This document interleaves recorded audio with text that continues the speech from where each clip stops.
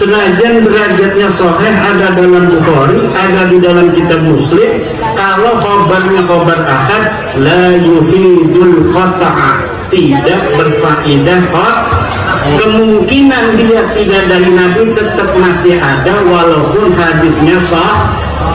Tapi kalau hadis mutawatir, bimakna anna hadzal khabar akhbarahu katsir minan nas, seperti hadis man kadhiba alayya muta'ammidan falyatabawwa maq'adahu minan nar.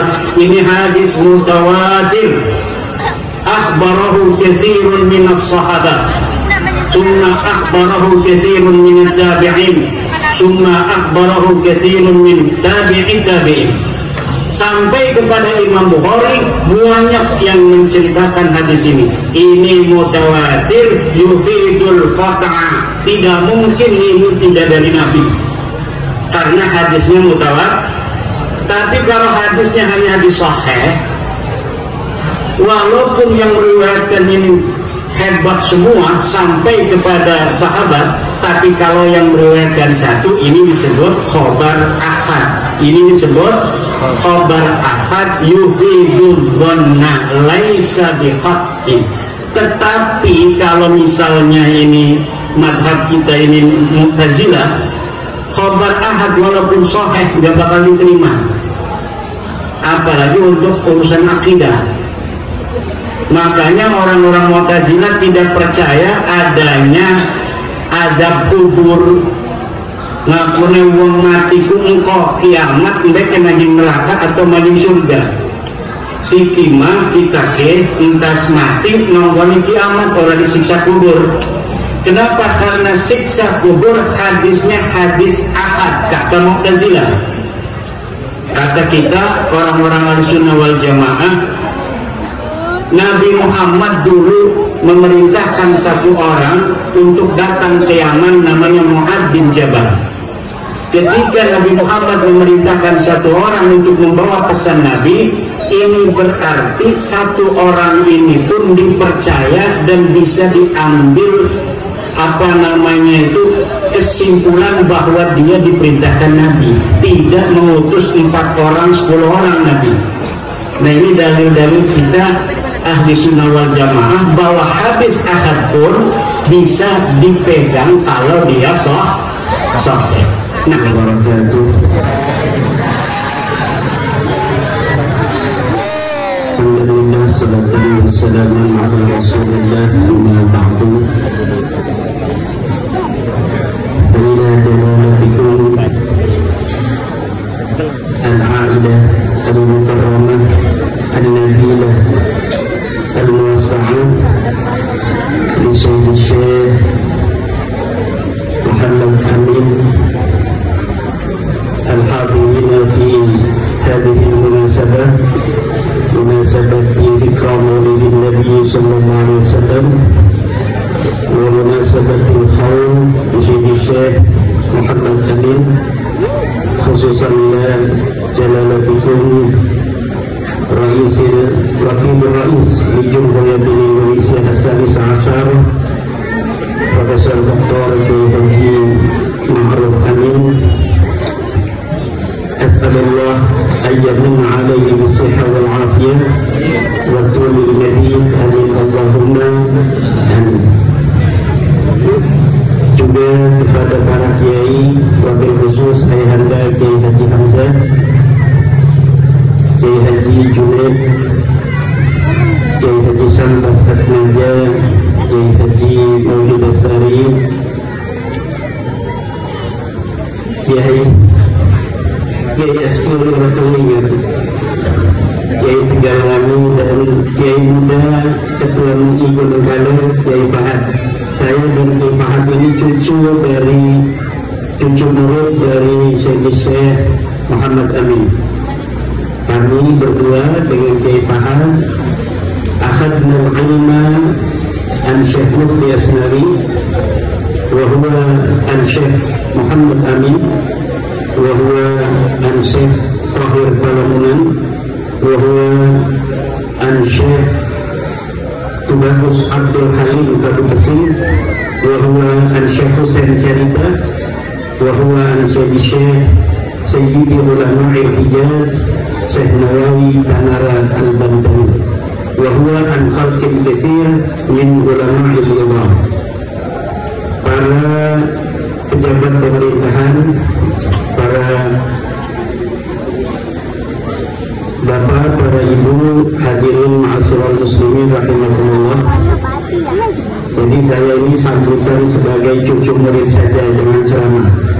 Nanti yang ceramah benar-benar itu Kiai Sofa dari Sagar. Seluruh keluarga besar Abuya Amin, Kanda Kiai Haji Musairi Amin, Kanda Kiai Haji Mudairi Amin yang sedang merokok, saya tidak boleh merokok. Ama Abah Yai Maruf boleh, tapi ama pas pampes tidak boleh. Kata aku nggak apa-apa merokok. Iya bang, nggak apa-apa merokok sama Abah, tapi talian pas pampes nggak boleh. Kita harus nurut amat pemerintah dan negara Indonesia. Acara Maulid Nabi besar Muhammad Ibu ini sangat tepat disatukan dengan acara haulnya Sayyidi Syekh Muhammad Amin. Kenapa? Lianna Syekh Muhammad Amin akhlaquhu akhlaqu Rasulullah sallallahu alaihi wasallam. Beliau beragama dengan agama Nabi, berdiri tegak membela agama Nabi, menyebarkan ilmunya Nabi, berjalan di atas jalannya Nabi, berakhlak dengan akhlaknya Nabi, walaupun tidak mengaku cucu Nabi. Ada orang mengaku sebagai beragama dengan agama Nabi, tapi akhlaknya bukan akhlak Nabi. Ilmu yang diajarkan bukan akhlaknya Nabi. Karena khuluquhul Quran. Akhlaknya Nabi itu adalah Al-Quran. Ma makna qawliha kana khuluquhul Quran? Qala ulama ay kana khuluquhu muttasifan bima jaa bihil Quran. Bahwa akhlaknya Nabi Muhammad sesuai dengan sifat-sifat yang ada di dalam Al-Quran. Lalu ada yang tanya, kalau begitu Al-Quran itu apa? Al-Quran inda ulama'ina al-asyairah, Al-Quran kalamullahi al-munazzalu ala sayyidina Muhammadin sallallahu alaihi wasallam biwasitati Jibril al-maktubu fil masahifi al-manqulu bit-tawaturi al-muta'abbadu bitilawati. Al-Quran adalah kalamullah al-munazzalu, yang diturunkan. Karena ada kalam Allah yang tidak diturunkan. Wa kharaja bihi kalamun nafsi. Inda ulama'ina al-asyairah kana lillahi kalamun nafsi mukhalifan lil mu'tazilah, wa 'inda al-mu'tazilah laysa lillahi ta'ala al-kalamun nafsi, walakin 'indana ahli sunnah wal jamaah al-asyairah lillahi ta'ala ma yusanna bil kalamun nafsi. Ada yang disebut dengan al-kalamun nafsi.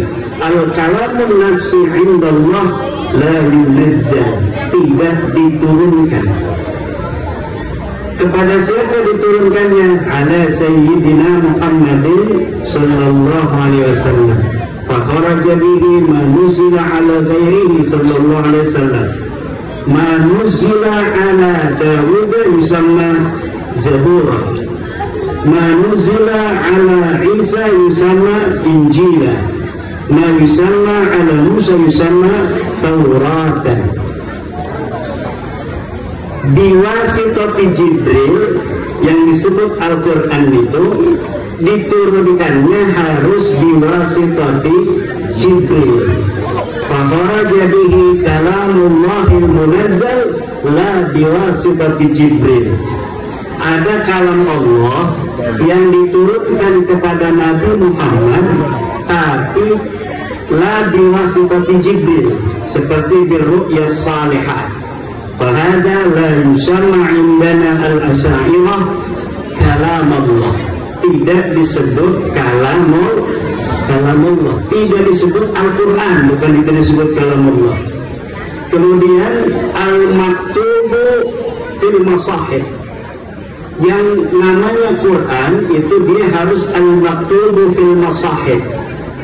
Jadi kalamullah al-munazzal ala Muhammad biwasitati Jibril, tapi lam yuktab fil masahif falisa bi Qur'anin. Ini tidak dinamakan Quran.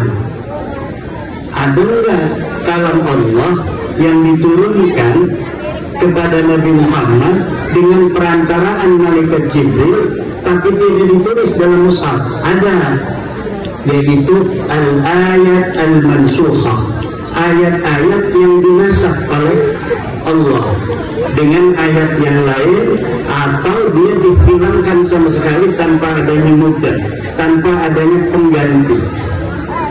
Seperti apa? Seperti as-saykhu was-saykhatu idza zanaya farjumuha. Ini adalah kalamullah al-munazzal ala sayyidina Muhammadin biwasitati Jibril, lakin lam yuktab fil masahif. Kemudian harus juga ada syarat lainnya disebut Al-Quran. Apa itu? Al-manqulu bitawatur. Jadi sampai kepada kitanya dengan derajat mutawatir. Menurut tawatur itu kahayati hadihi. Ini seperti malam ini kita ini sedang hayatut tawatur. Kalau terjadi sesuatu maka akan tahu semua orang.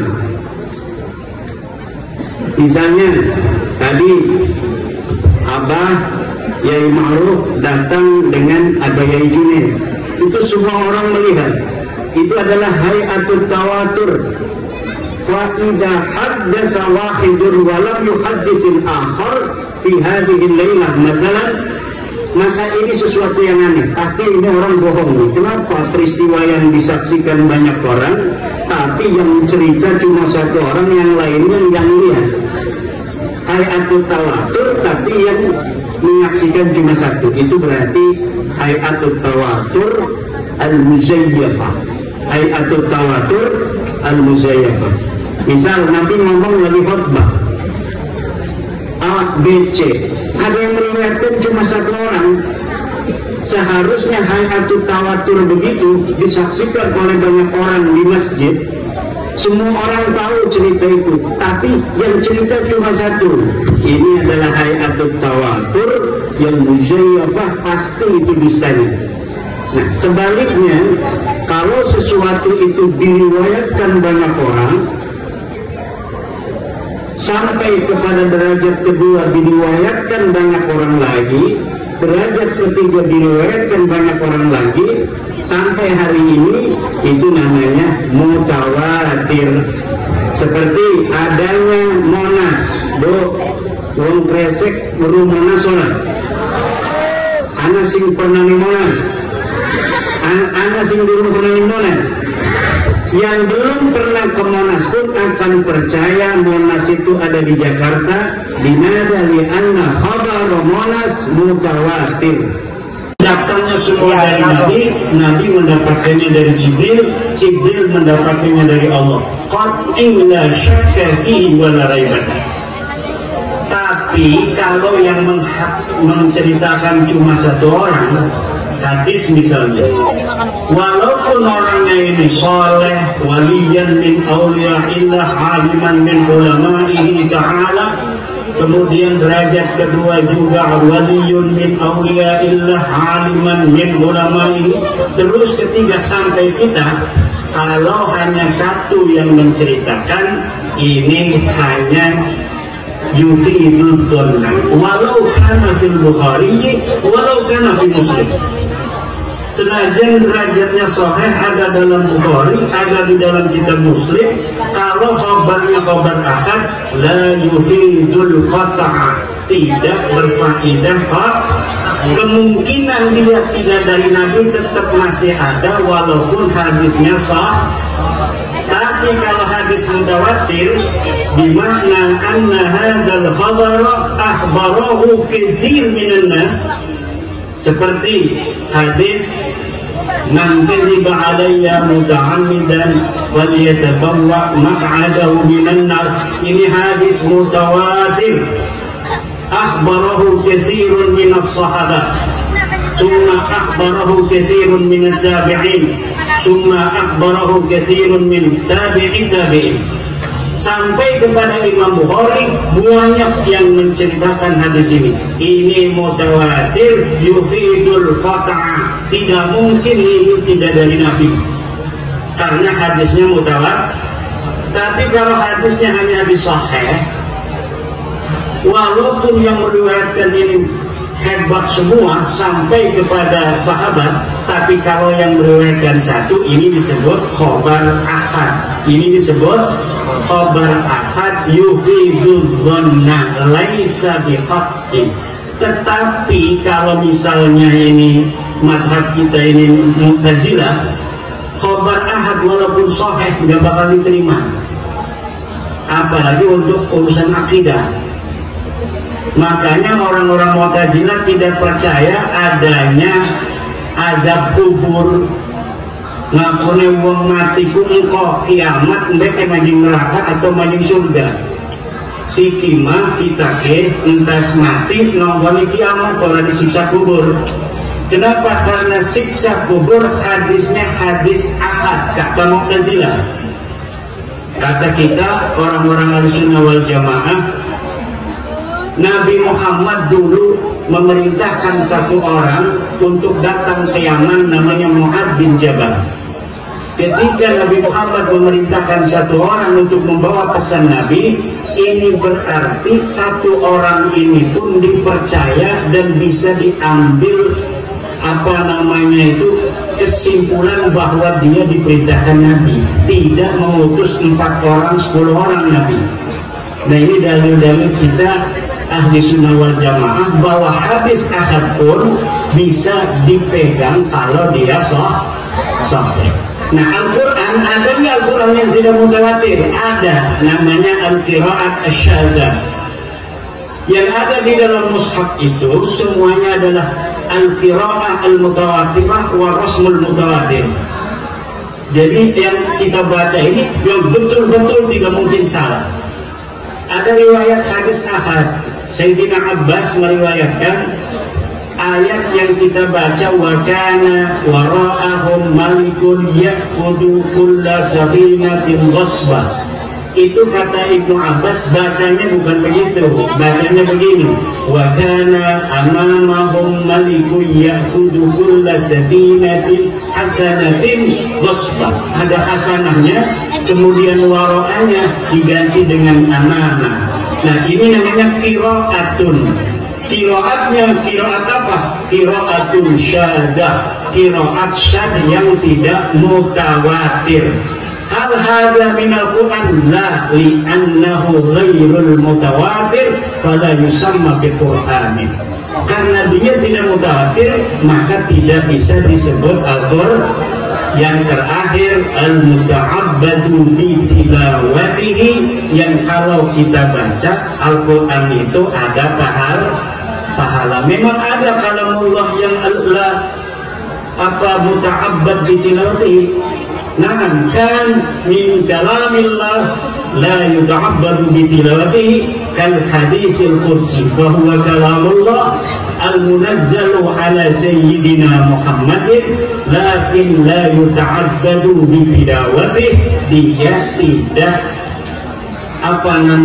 berpahala kalau dibaca seperti Al-Qur'an. Nah, iki ibu-ibu dan bapak-bapak, contoh-contoh ilmu yang diturunkan oleh guru saya.